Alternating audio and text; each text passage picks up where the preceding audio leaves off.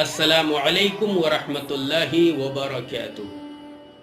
مسند احمد کی حدیث ہے، نبی کریم سرکار دو جہاں صلی اللہ علیہ وسلم اکثر نمازوں کے بعد یہ دعا کرتے، اللہم حاسبنی حسابا یسیرا، یا اللہ میرے حساب کے معاملے کو آسان فرما دیجئے۔ حضرت عائشہ کہتی ہے کہ ایک دن میں نے پوچھا، اے اللہ کے رسول پیارے نبی صلی اللہ علیہ وسلم، حساب یسیر کیا ہے؟